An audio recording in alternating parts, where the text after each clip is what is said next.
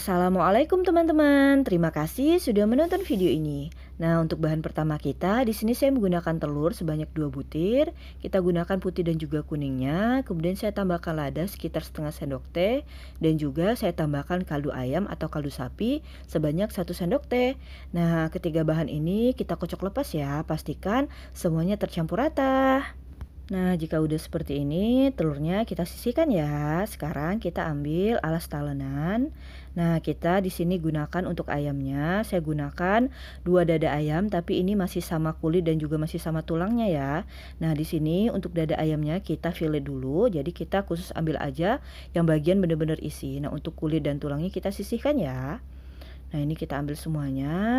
Kemudian selanjutnya, nah ini masih potongan besar untuk daging dadanya. Jadi kita potong kecil-kecil. Nah, ini saya bentuk serung memanjang ya, teman-teman.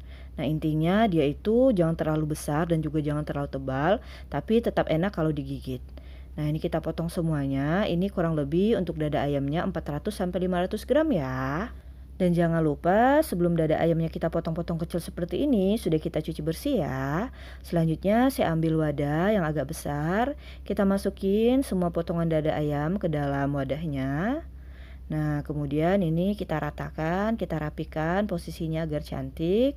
Jika udah rapi seperti ini, langsung aja kita ambil tadi telur yang udah kita kocok lepas dengan kaldu dan juga dengan lada. Jadi ini telurnya tuh udah gurih banget. Nah, langsung aja kita siramin ke atas dada ayam ya, teman-teman. Jadi memang untuk takaran sekitar 500 gram dada ayam kita gunakan 2 butir telur ya.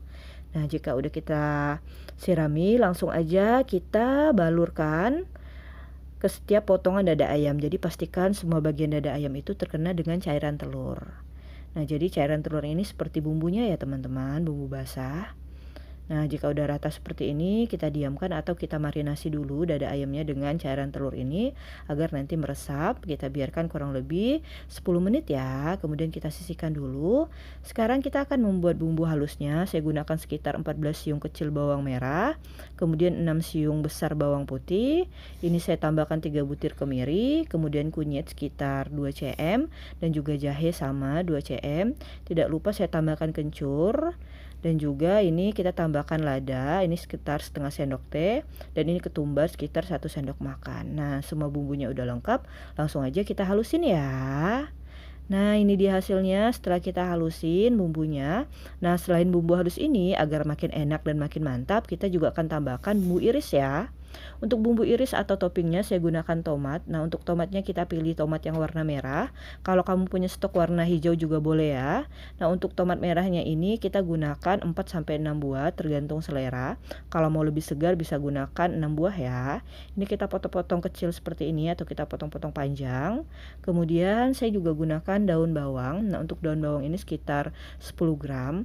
Nah, karena biar nanti dia lebih tampil cantik dan tampak, jadi daun bawangnya ini kita nggak potong terlalu kecil ya atau terlalu pendek.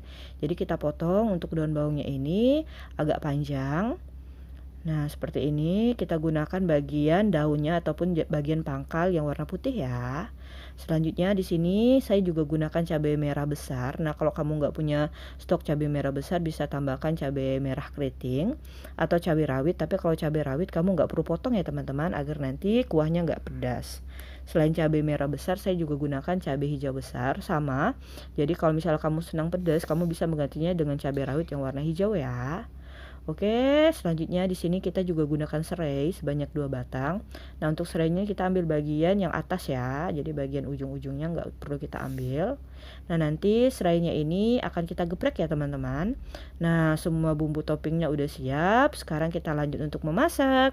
Tonton video ini sampai habis ya. Gunakan wajan yang agak besar, kemudian tambahkan minyak. Nah, saya gunakan minyak gorengnya agak banyak ya.